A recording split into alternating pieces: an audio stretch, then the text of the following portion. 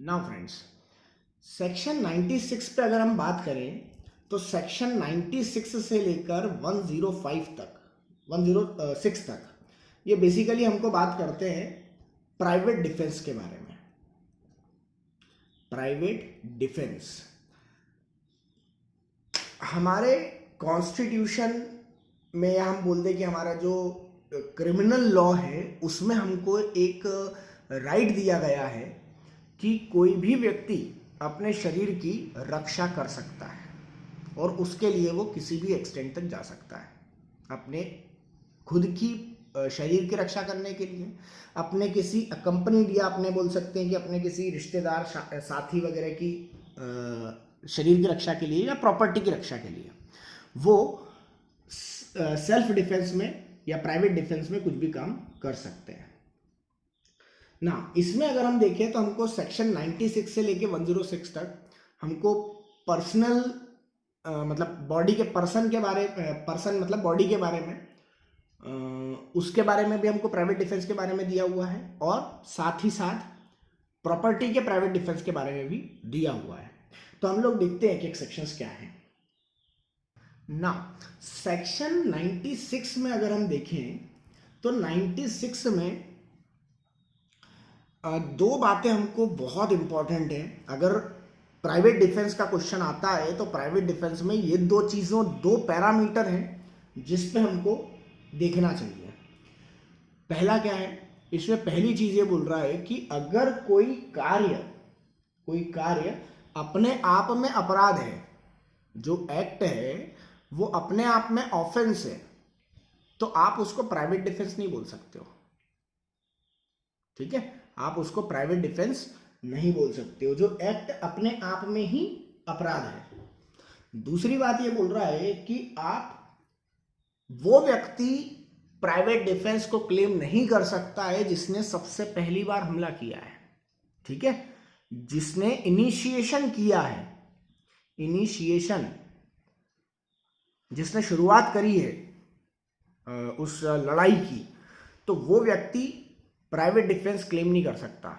हम लोग simple way में देखें कि जब लड़ाई झगड़े होते हैं तो जिसने पहली बार मारा है वो प्राइवेट डिफेंस क्लेम नहीं कर सकता है। हाँ, पर जिसको पहली बार मारा है उसके पास आ जाता है right to private defence. Clear? पर वो जिसके पास राइट टू प्राइवेट डिफेंस आया है वो भी एक्सेसिव फोर्स या एक्सेसिव राइट यूज नहीं कर सकता है।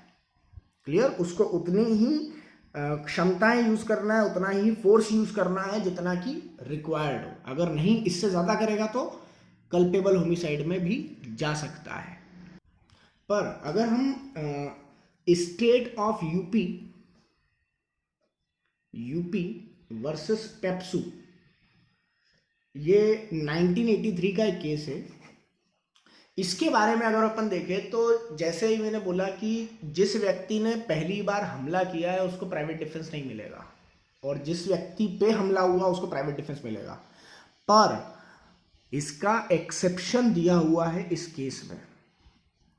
इस केस में बोला गया कि अगर जिस व्यक्ति के ऊपर हमला किया गया है उसने सामने वाले को मजबूर किया है अपने आप को मारने के लिए या अपने ऊपर हमला करने के लिए, उसने आक्रमण को आमंत्रित किया है, तो फिर उसको प्राइवेट डिफेंस नहीं मिलेगा। फिर उसको सेक्शन 96 से लेके 106 के बीच में राइट टू प्राइवेट डिफेंस वो क्लेम नहीं कर सकता है। नाउ सेक्शन 97 के बारे में हम बात करें तो सेक्शन 97 बात करता है right of private defence of body end of property. तो जो 97 बोल रहा है कि बॉडी और प्रॉपर्टी, ना बॉडी और प्रॉपर्टी पे अगर अपन बात करें तो यहां 97 ये बोल रहा है कि भारत के हर नागरिक को न केवल खुद की बॉडी, खुद की प्रॉपर्टी, बल्कि किसी दूसरे व्यक्ति की बॉडी और दूसरे की प्रॉपर्टी को भी रक्षा करने का अधिकार है, और उसके लिए वो private defence, right to private defence claim कर सकता है। क्लियर? जैसे अपन बात करें सेक्शन 98 का, अपन देखते हैं 98 पे, और ज़्यादा अच्छे से अपने को समझ में आएगा। सेक्शन 98, तो सेक्शन 98 के लिए अगर अपन बात करें, सेक्शन 98 बोलता है कि right of private defence against an act, किसने किया वो act, by a person of unsound mind, या अपन बोल दें चाइल्ड, या बोल दें इंटॉक्सिकेटेड पर्सन, दारू पिया हुआ नशेड़ी बेवड़ा ना। तो अगर किसी अनसाउंड माइंड के व्यक्ति ने, किसी चाइल्ड ने, या किसी इंटॉक्सिकेटेड पर्सन ने, नशा किए हुए व्यक्ति ने भी अगर किसी व्यक्ति के ऊपर हमला किया है, तो जिस व्यक्ति के ऊपर हमला किया है उस व्यक्ति को प्राइवेट डिफेंस का राइट है। इससे कोई फर्क नहीं पड़ेगा कि वो चाइल्ड था या अनसाउंड माइंड का व्यक्ति था हमला करने वाला, या इंटॉक्सिकेटेड था, उसको अपनी बॉडी, अपनी प्रॉपर्टी के लिए प्राइवेट डिफेंस का राइट मिलेगा ना। सेक्शन 99 जो है वो बहुत इंपॉर्टेंट है। सेक्शन 99 बहुत इंपॉर्टेंट है, इसको अपन देखते हैं ना। सेक्शन 99 की अगर हम बोलें तो सेक्शन 99 जो है वो बोलता है कि ऐसे कोई से acts which against which there is no right of private defence, और दूसरा पॉइंट बोलता है extend to which the right may be exercised. तो दो चीजों में बात कर रहा है कि जहां पर प्राइवेट डिफेंस नहीं मिलेगा, और दूसरा उसके एक्सटेंट की बात कर रहा है कि कितने फोर्स तक आप लगा सकते हैं, अप्लाई कर सकते हैं इस राइट को। तो हम लोग सेक्शन 99 पे बात करें तो 99 में बेसिकली हमको 4 पॉइंट्स क्लियर होना चाहिए। पहला पॉइंट अगर हम बात करें तो ये बोल रहा है कि पब्लिक सर्वेंट जो है, पब्लिक सर्वेंट किसी सरकारी व्यक्ति के अगेंस्ट में right to private defence available नहीं है। पर कब अवेलेबल नहीं है? जब सामने वाले ने जो कार्य किया हो वो पहला तो अपन देखें कि वो पब्लिक सर्वेंट का काम हो पहला, या उसने, या तो वो पब्लिक सर्वेंट काम कर रहा हो या उसने काम करने का अटेम्प्ट किया हो, प्रयास कर रहा हो, उसने कार्य गुड फेथ में किया है, ठीक है। अपने इसके लिए वर्ड लिखा हुआ है colour of office, colour of office, या अपन बोलते हैं कलर ऑफ ऑफिस मतलब जो उसको पावर दी गई है, जो कार्य करने के लिए उसको ऑफिशियली बोला गया है वो वही कार्य कर रहा है, ठीक है। और कार्य ऐसा है जिससे ना तो डेथ की संभावना है और ना ही ग्रीवियस हर्ट की संभावना है, क्लियर, इसकी संभावना नहीं है। वापस से अपन देखते हैं, पब्लिक सर्वेंट ने अगर काम कर रहा है, सरकारी व्यक्ति कोई काम कर रहा है, गुड फेथ में कर रहा है, अपने अधिकारों की सीमा में रहते हुए कर रहा है, और उससे सामने वाले को डेथ या ग्रीवियस हर्ट नहीं होगा, और भले ही से वो जो कार्य कर रहा हो वो अपन बोल सकते हैं कि वो पब्लिक पॉलिसी के अगेंस्ट भी हो सकता है, या अपन बोल सकते हैं कि वो न्याय संगत, जुडिशियरी ना भी हो, न्याय संगत ना हो तो भी वो चलेगा।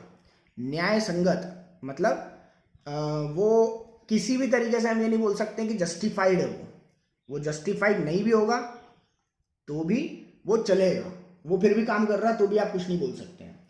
और उसने अपनी जो ड्यूटी है, अपन ने जो कलर ऑफ ऑफिस की बात करी, तो वो अपनी ड्यूटी के, अपने जो उसको कार्य क्षेत्र है उसके अंदर में रह के अगर वो कार्य कर रहा है तो आप उस पब्लिक सर्वेंट के अगेंस्ट में right to private defence exercise नहीं कर सकते हैं।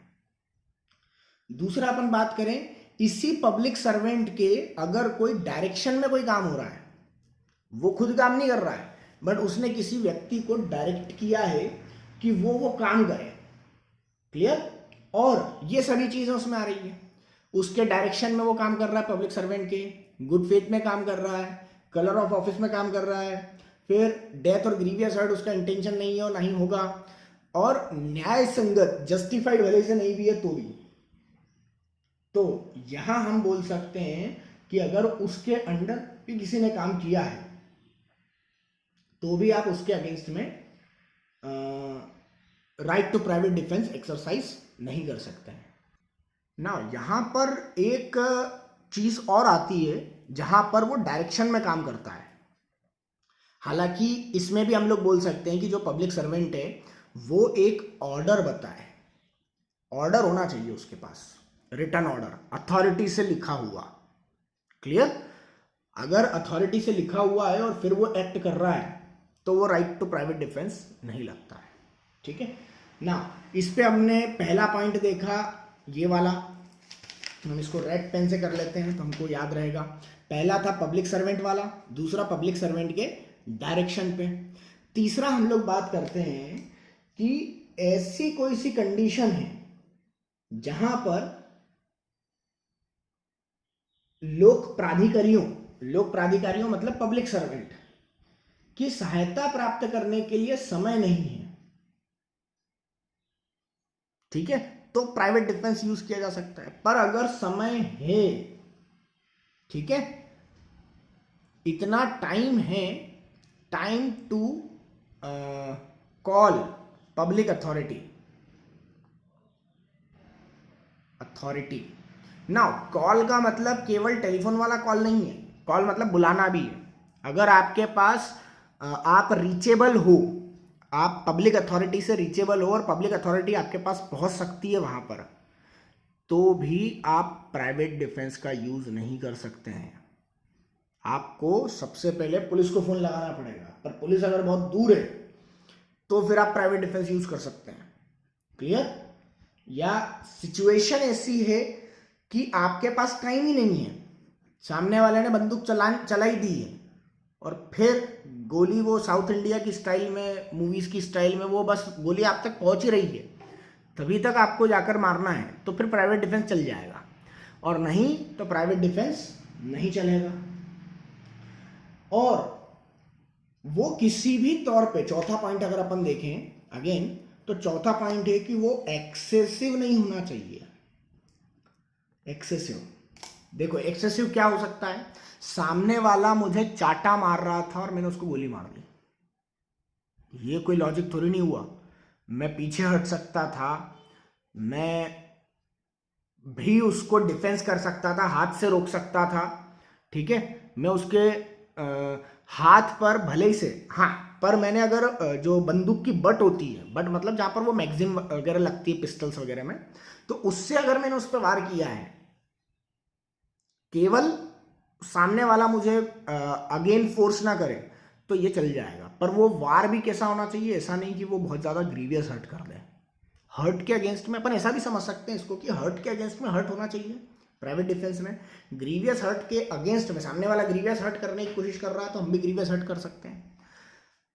वो केवल इतना पावर उसमें डिप्लॉयड होना चाहिए कि जिससे एक्सेसिव ना लगे वो। क्लियर ना? अब हम बात करते हैं सेक्शन 100 पे, सेंचुरी। सेक्शन 100 की अगर हम बात करें तो सेक्शन 100 बोलता है कि when the right of private defence of the body extend to death. देखो पहला तो क्या बोल रहा है वो कि बॉडी का प्राइवेट डिफेंस की बात हो रही है, और वो उस एक्सटेंट तक जा रहा है उसको डिफेंस करने के लिए कि वो सामने वाले की डेथ भी कर देगा। क्लियर? एक्सटेंड टू डेथ, वो अपने बॉडी की रक्षा में सामने वाले का मर्डर कर सकता है। पर मर्डर कब कर सकता है? जब उसको ये आशंका हो। इसके कुछ पॉइंट्स हैं, वो हमको बिल्कुल वैसे ही 7 पॉइंट हैं इसके, वो वैसे के वैसे ही हमको याद होना चाहिए। जब सामने वाले के हमले से, जो सामने वाला व्यक्ति जिसके खिलाफ हम लोग प्राइवेट डिफेंस यूज कर रहे हैं, उससे ये पता चलता हो कि वो व्यक्ति हमको मारने की इंटेंशन से है, वो intention to kill, intention to kill के साथ वो हमारे पास हमला कर रहा है। ठीक है। दूसरा, या फिर इंटेंशन टू ग्रीवियस हर्ट के साथ में है। डन। या तो वो हमको मारने के लिए है या वो हमको बुरी तरीके से घायल करने के लिए है, घोर उपहतिकारित करने के लिए है, या फिर बोले रेप के केस में। हाँ, अगर कोई व्यक्ति किसी महिला पर अटेम्प्ट टू रेप करता है, करने का प्रयास करता है, वो उसको अगर मार डालती है उसी समय, तो वो सेक्शन 100 में अपनी बॉडी को सेव करने के लिए काम कर रही है और वो प्राइवेट डिफेंस में आता है। चौथा हम बात करें कि वो 377 में कोई अंडर सेक्शन 377 में कोई अननेचुरल ऑफेंस कर रहा है, किसी लड़के के साथ कोई सोडोमी करने की कोशिश कर रहा है। डन। तो उस केस में भी लड़का भी रेप लड़की के उसमें रहेगा, वो उसको प्राइवेट डिफेंस रहेगा, लड़कों को नहीं रहेगा, और लड़कों के इसमें ये हो सकता है। ठीक है, तो वो सोडोमी के केस में सेक्शन 377 में जो आता है उसमें भी वो उसको राइट टू प्राइवेट डिफेंस में सामने वाले को मारने का अधिकार है। फिर अपन बात करें एब्डक्शन और किडनैपिंग ना। किडनैपिंग की भी बात करें या एब्डक्शन की बात करें, सामने वाला आपको अपहरण करके या व्यपहरण करके ले जा रहे की कोशिश कर रहा हो। क्लियर। तो आप इसमें उसको राइट टू प्राइवेट डिफेंस में उसकी डेथ तक कर सकते हैं ना। 6th पॉइंट की अगर हम बात करें तो 6th पॉइंट ये बोल रहा है कि सामने वाले ने आपको सदोष परिरोध किया है, रॉन्गफुल कन्फाइनमेंट 340 में। ठीक है, रॉन्गफुल कन्फाइनमेंट किया गया हो आपको, तो रॉन्गफुल कन्फाइनमेंट की अगर अपन बात करें वहां पर, और जिससे ये आशंका है कि वह अपने को छुड़ाने के लिए लोक प्राधिकारियों की सहायता नहीं प्राप्त कर सकता है। क्लियर। रॉन्गफुल कन्फाइनमेंट में आपको रखा है, रॉन्गफुल कन्फाइनमेंट में रखा गया, और रॉन्गफुल कन्फाइनमेंट के साथ में आप पुलिस तक या किसी पब्लिक सर्वेंट तक आप पहुंच नहीं सकते हैं, यहां पर किया जा सकता है। क्लियर ना। अब अगर अपन बात करें तो 2013 का जो अमेंडमेंट आया था, क्रिमिनल अमेंडमेंट एक्ट 2013, जो कि 3 फरवरी से 3 फरवरी 2013 से अप्लाइड हुआ था, इसमें एसिड अटैक को भी इंक्लूड कर लिया गया है 2013 से। ठीक है, एसिड अटैक को भी इसमें इंक्लूड किया गया है, और न केवल 326A 326B भी इसमें है। मतलब न केवल एसिड अटेम्प्ट भी अगर उसका होता है तो ये बहुत ज़्यादा प्रॉब्लम्स बढ़ती जा रही थी। उसके बाद एसिड पे भी बैन लगा दिया गया, जो बहुत ज़्यादा एसिडिक चीज़ थी उन पर बैन लगाया गया। तो ये इसमें डिफरेंस दिया गया है कि अगर कोई व्यक्ति एसिड अटैक करने की कोशिश करता है या एसिड अटैक करता है, तो फिर बॉडी को सेव करने के लिए सामने वाले की डेथ की जा सकती है। क्लियर ना। अब अपन बात करें सेक्शन 101 के बारे में। 101, तो 101 के लिए अगर अपन बात करें कि ऐसा हमला जो कि सेक्शन 100 में नहीं आता, जो 100 में नहीं आएगा, वो बचा हुआ कहां पे आ जाएगा? सेक्शन 101 में। 101 बोलता है कि when such a right extend to cause any harm other than death, तो अगर ये 7 पॉइंट नहीं रहेंगे सेक्शन 100 के, तो वो कहां पे आ जाएगा? सेक्शन 101 में। क्लियर। डेथ नहीं कर सकता है, पर डेथ के बगैर वो कर सकता है। 7 की कंडीशन जो हमने बात करी है अभी, उसमें वो डेथ कारित कर सकता है सामने वाले की प्राइवेट डिफेंस में, पर उसके अलावा जिसमें भी आएगा तो सेक्शन 101 में आ जाएगा। सेक्शन 102 ये बोलता है कि commencement and continuance of right of private defence of the body, जब तक ये आशंका रहती है कि हमारा शरीर खतरे में है, तब तक वो, और जैसे ही पहली बार हमको खतरा महसूस होता है हमारी बॉडी पे, वहां से वो कमेंस होता है कमेंस होता है, और जहां तक वो खतरा बना रहता है तो वहां तक वो कंटिन्यू रहता है, कंटिन्यूअस में रहेगा। Right to private defence. Now ये हमारा private defence for the body हो गया है। अब अगर हम बात करें 103 से लेकर 105 तक, तो 103 जो आता है वो आ जाता है प्रॉपर्टी के लिए। तो अगेन वही जो प्रॉपर्टी है उसके 103 बोलता है कि when the right of private defence of property extend to causing death, जो हमने बात करी थी सेक्शन 100 में, उसमें बस प्रॉपर्टी हमको जोड़ना है। क्लियर? तो वो 103 आ जाता है। तो 103 में अगर हम बात करें, हालांकि कंडीशंस चेंज है, वो 7 कंडीशन नहीं है यहाँ पे, बट सिमिलर है कि डेथ तक जा सकते हैं हम लोग। तो हमलावर जो है वो या तो चोरी कर रहा हो, या चोरी करते हुए मृत्यु कारित करे, थेफ्ट में हो, या फिर अपन बोल दें कि वो मिसचीफ कर रहा हो, फिर अपन बोल दें कि गृह अतिचार उसने किया हो। गृह अतिचार मतलब वो अपन बोल सकते हैं कि वो क्रिमिनल ट्रेसपास उसने किया हो, हाउस ट्रेसपास।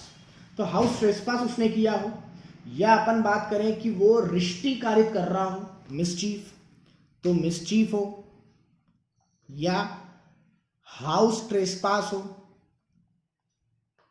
ना। इस कंडीशन में अगर डेथ हमको ऐसा लगता है कि वो मृत्यु कारित कर सकता है, या अपन बोलते हैं कि वो ऐसा कुछ कर रहा है, तो फिर हम लोग उसको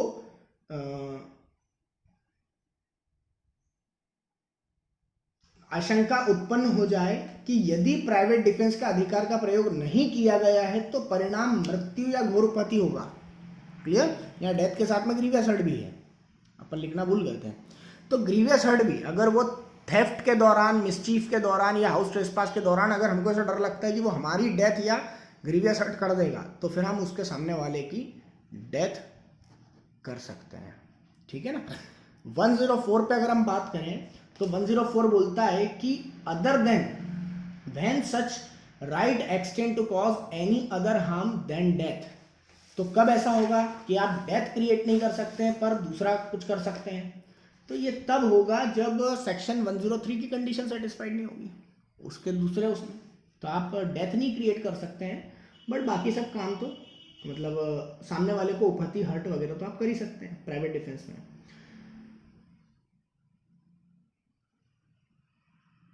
और वो कंडीशन जो अपन ने देखी थी कि वो अगर पब्लिक सर्वेंट तक अप्रोच है तो फिर राइट टू प्राइवेट डिफेंस नहीं लगेगा, ये तो सभी में लगेगा ना। अगर अपन बात करें कि किसी व्यक्ति को अगर अपन ने चौकीदारी के लिए नियुक्त किया है अपनी प्रॉपर्टी की, ठीक है, तो उसने अगर सामने वाले ने प्रॉपर्टी को बचाने के लिए अगर डेथ कारित कर दी है तो उसको भी इसमें सेक्शन 104 में उसको मिल सकता है, 103 में उसको डिफेंस मिल सकता है। 104 की बात करें तो चोरी, रिश्ती और आपराधिक अत्याचार तो है, क्रिमिनल ट्रेसपास भी है, मिसचीफ भी है, थेफ्ट भी है, पर डेथ मतलब डेथ या ग्रीवियस हर्ट का डर नहीं है, तो वहां पर मृत्यु की अगर संभावना नहीं है तो फिर ये डेथ तक आप नहीं जा सकते हैं। क्लियर? सेक्शन 105 ये बोलता है कि इसका कमेंसमेंट और कंटिन्यूस कब तक होगा? तो जब तक वो संभावना बनी रहती है, जहां से वो संभावना स्टार्ट होती है, खतरा स्टार्ट होता है, और जब तक वो खतरा बना रहता है तब तक हम बोल सकते हैं कि वो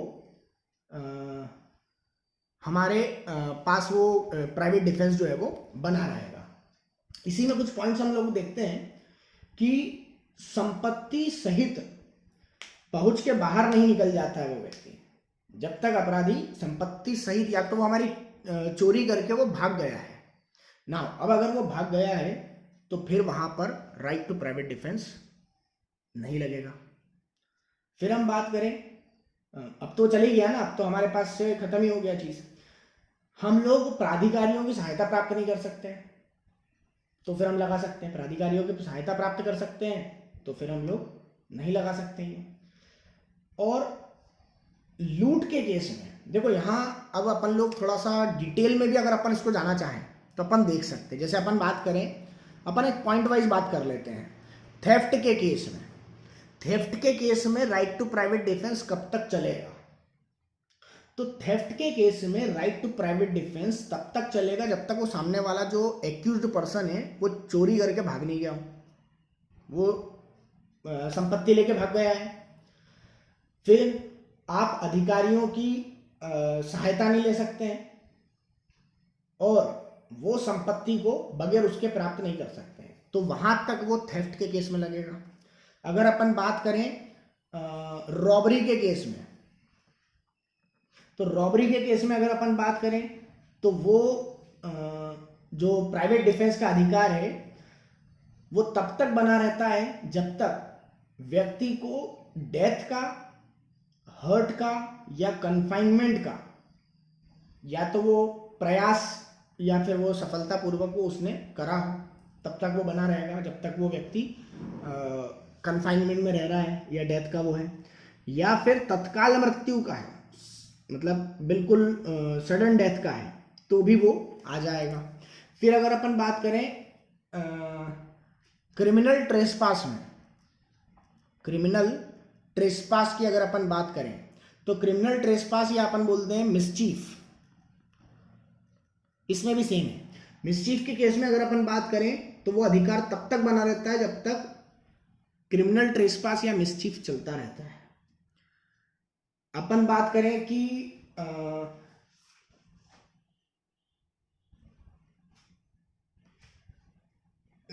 at night, house trespass at night, इसके केस में अगर अपन बात करें रात्रो गृह भेदन में, तो अधिकार तब तक बना रहता है जब तक वो गृह अतिचार होता रहता है। क्लियर? पर अगर वो घर से, जो अपराधी है वो घर से बाहर भाग गया है, अब वो राइट टू प्राइवेट डिफेंस नहीं लगेगा। क्लियर? आप पीछा करते हुए उसको मारोगे तो वो राइट टू प्राइवेट डिफेंस में नहीं आएगा। ठीक है? क्योंकि गृह अतिचार समाप्त हो गया है ना। आगे अपन बात करें सेक्शन 106 के लिए, तो 106 में अगर अपन बात करें तो 106 बोलता है right of private defence against deadly assault when there is risk of harm to innocent person. अब ये देखो कुछ स्पेशल कंडीशंस बताता है कि जहां निर्दोष व्यक्ति को अगर होता है, तो अगर मृत्यु की आशंका होती है या फिर घोर उपहति होती है, तो जो सेक्शन 99 की जो लिमिटेशंस हैं उसके अंडर में रहते हुए आप सेल्फ डिफेंस कर सकते हैं। क्लियर? नाउ तो ये हमारा प्राइवेट डिफेंस वाले खत्म हुए हैं। हमने 106 तक कंप्लीट किया है, हालांकि वीडियो बहुत ज़्यादा बड़ा हो गया है। अब हम लोग कुछ इसके इम्पॉर्टेंट केस लॉज वगैरह और कुछ जो इम्पॉर्टेंट पॉइंट्स हैं हम उसको डिस्कस करेंगे, देन फिर हम लोग आगे बढ़ते रहेंगे। चलिए, और please like, share and subscribe to कानून वाला। Thank you.